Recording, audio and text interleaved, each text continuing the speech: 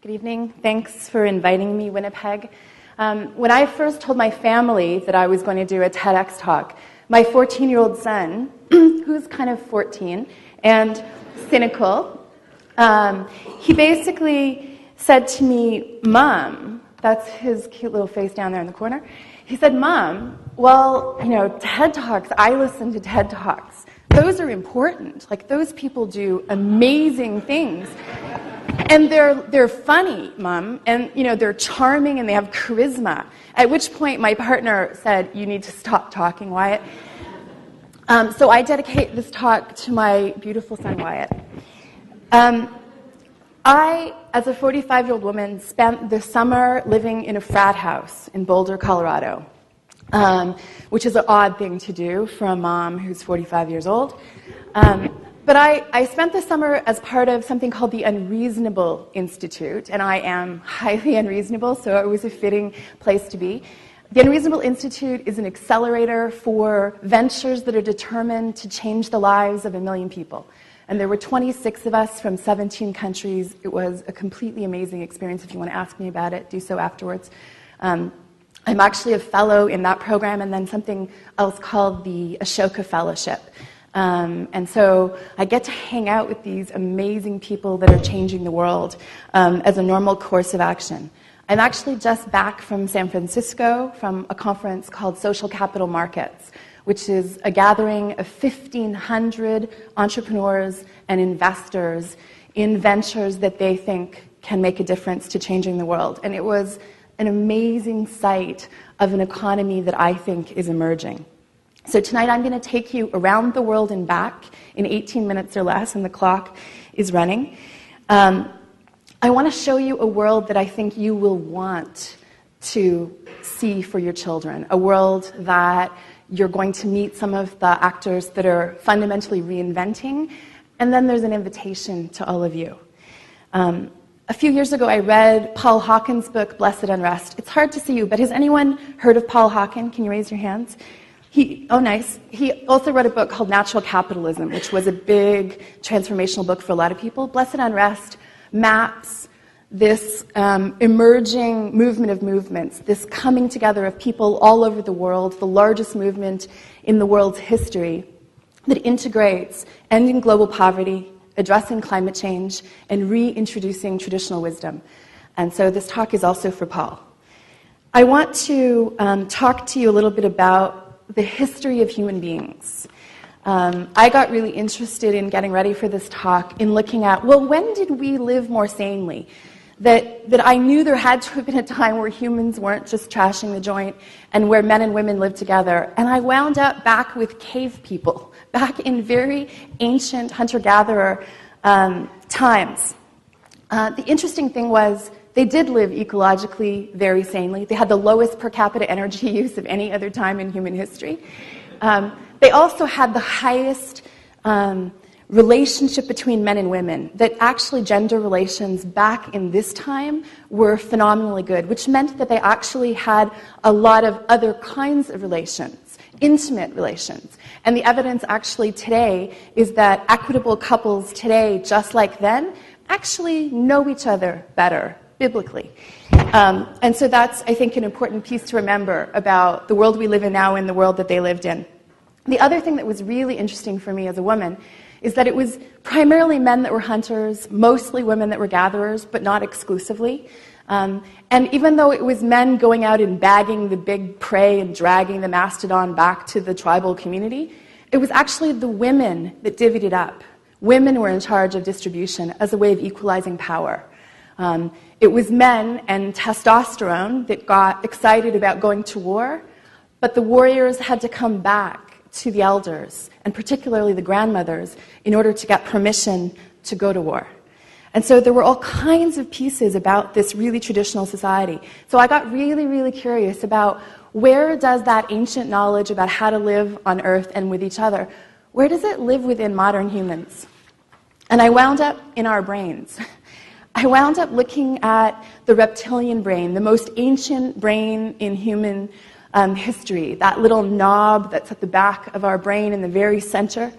And I got really excited to realize that as much as the fight or flight grabbing power, building culture, maintaining religion impulses that live inside all of us are in that particular little lobe, so is, according to Swedish science, so are we wired for justice.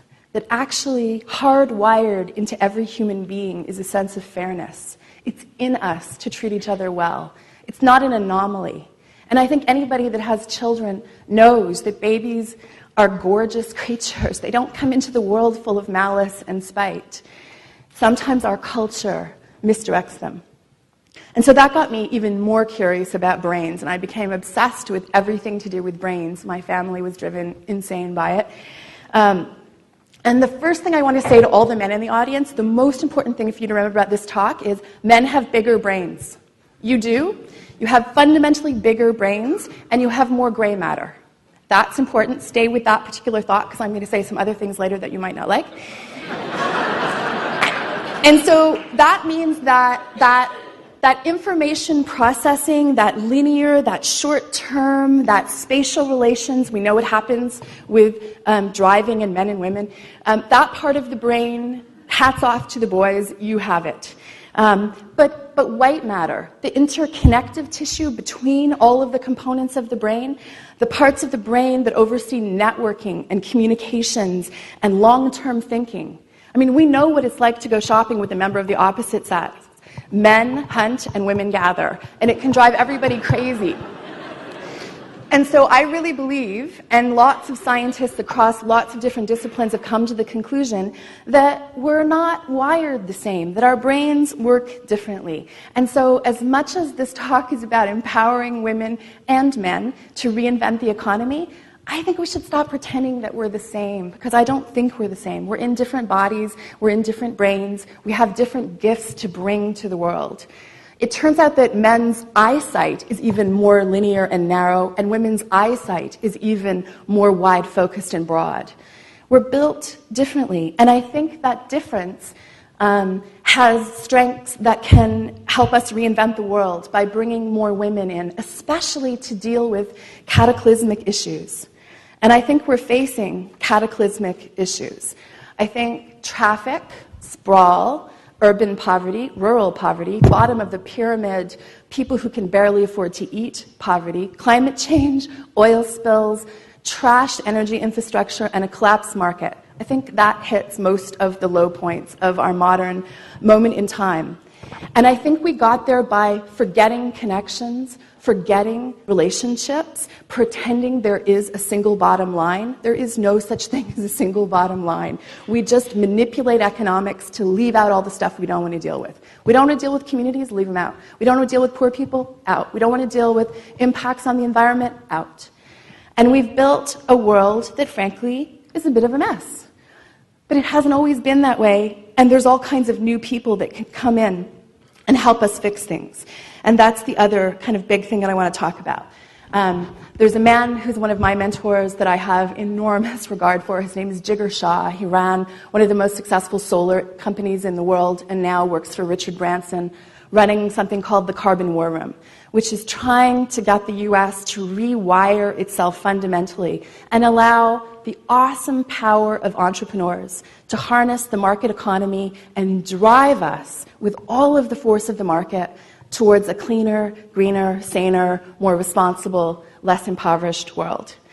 And so there's amazing things that can happen. And I want to introduce you tonight to some of the people that I think are defining what I'm calling a gatherer's economy, where intelligence is gathered from every corner of the world, where it's gathered from people we have left out, cultures that we pretend are gone and aren't gone, and that there's this invitation for entrepreneurs to move into their place of using creativity and zeitgeist and the power, again, of the market to transform the world. It's not governments that are going to fix the messes we are in, and we can't pretend any longer that they will. They don't have the capacity. They don't have the skills. I think that there is this amazing opportunity for the future to be far more collaborative, for everything we do in economics to be long-term, relational, holistic. And I think that there are people right now people I'm about to introduce you to that are piloting this new social economy. The evidence is that this new social economy is already growing at 20% a year. And if you include clean tech, if you include microcredit, it's growing faster than that. This is the disruptive segment of the economy. These are the people who need capital and investment more than any others. And it's capital that you will feel good about putting into this new emerging world. Right now, in this social economy, only 7% of the deals go to women CEOs. 7%. There are way more than 50% of these entrepreneurs, but they get 7% of the deals. If you're a person of color, you get 4%. And so we need to reinvent what happens. Here's some of the people that I think are at the fore of reinventing this world. This is Sanga Moses. He grew up in one of the poorest villages on the planet in Uganda. He didn't have shoes until he was 13. He was the first person to ever go to university anywhere near his village, let alone in his village. He left university with a business administration degree, went to work for the largest bank in Uganda, had a suit, had a corner office. Everyone was proud of him. And one day, he decided to go home and visit his family. And on the way home, on the dirt road, he passed his 12-year-old sister with a bundle of wood so big she could hardly carry it. She couldn't be in school anymore because it took so much time for her to go out and forage for wood in order to make fire for food. And he decided, that's it. I'm going to use everything I have and everything I am, and I'm going to solve the energy issues in Africa. And he built his company, EcoFuel Africa, to do just that. They take agricultural wastes, they turn them into charcoal, the charcoal is burned as fuel, it allows girls to go back to school, it creates local employment, and with key portions of the revenue the company creates, it plants trees to reforest Uganda. He's probably one of the most beautiful human beings I've ever met. And the first night I met Sanga, it was in Boulder at the Unreasonable Institute. He came to say hello and pay his respects to the older women in the program.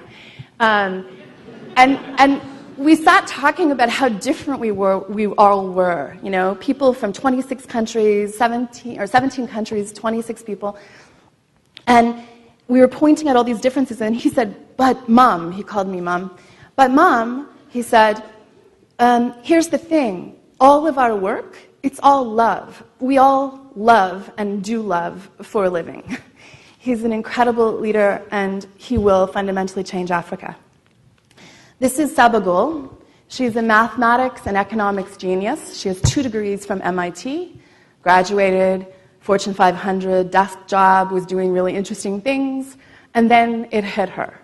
She, from Pakistan, was from a very privileged family. She got amazing education opportunities, and the whole world opened for her. That's not true of girls in Pakistan. So she moved back from the US to Pakistan and built an amazing business. Her business pays girls formerly working 14 hours a day on the looms in Pakistan to go to school. She pays their families for the girls to go to school for 7 hours a day. An additional hour a day, they get really exquisite high-end embroidery training. They turn the embroidery into these gorgeous and highly coveted bags. The next one that looks like this on the production floor is mine. So if anyone else in the audience is thinking they're going to write to her and ask for that bag, talk to me, and I'll put you in the line. They're gorgeous. They're absolutely gorgeous. And they change the lives of girls. And changing the lives of girls changes communities, changes countries. The UN believes that. Muhammad Yunus, who invented microlending, will tell you there's a phenomenon called the girl effect. And when you educate girls and when you invest in women, the entire village, the entire community, the entire nation rises. So we have to put more money into girls. And this is Tilakam Rajendran. She runs an amazing organization in India that takes the stereotypical handicapped beggar from India and gets them not only a job, but gets them training to become an entrepreneur where they hire other people. They're transforming people with severe disabilities into entrepreneurs, and they're fundamentally changing the history of India. Moses Lucas. This is one of my other favorite Moses people on the planet. He's an elder from the Heshkowit Nation. Heshkowit is a very remote First Nations community on the far west coast of Vancouver Island. They're powered exclusively with diesel. Diesel generators run 24 hours a day, 7 days a week for all heat, light, and power. It's expensive. It makes them dependent. It's polluting. The CO2 emissions are off the charts. And over the next 5 years, Moses and his community are going to transform their village into a community powered with 100% renewable energy. But that's not all. They're also going to be building this platform for economic transformation on the base of 100% renewable energy. So there will be jobs tied to energy, jobs in tourism, showing off their incredible demonstration site. There will be wood jobs, food jobs, and every good and every service will be powered with 100% renewable energy and will have a sticker that says this product was made with 100% renewable energy.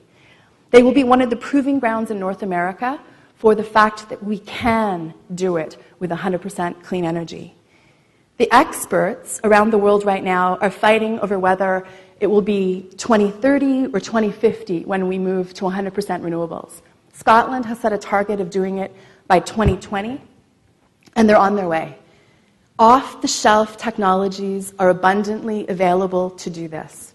The real issues are social technologies, how we work together, how we put communities' hands on energy and empower communities to transform themselves through the awesome power of clean energy. And capital. There is a fundamental lack of capital. It's going to cost about $1 trillion to make the transition to end poverty and to address climate change. That money has to come from somewhere. And I would argue that a lot of it can come from people like us. Here's the thing. I believe that we can fundamentally end poverty and stop climate change in our lifetime. Other generations of people ended slavery. Other generations brought the vote to women. We can do amazing things if we pull together. But the we required to do this, the we will be the largest we in human history. It will include women. It will include people at the bottom of the pyramid. It will include intelligence and wisdom from cultures that are 10,000 years old. How can we ignore Indigenous wisdom at a time when things are so wrong, when they have the strength of being 10,000 years old? I think we can gather, we can pull together, we can build crowdsourcing pools of money, we can leverage our credit cards, our bank accounts, our mortgages, our pensions, and every other asset that we can put our hands on in order to help fund the transition to this new world. And all we have to do is do what we love. All each of us has to do is figure out what it is we're most passionate about, what we most need to bring to the world, because, frankly, the world is starved for a lack of each and every one of us. Thank you.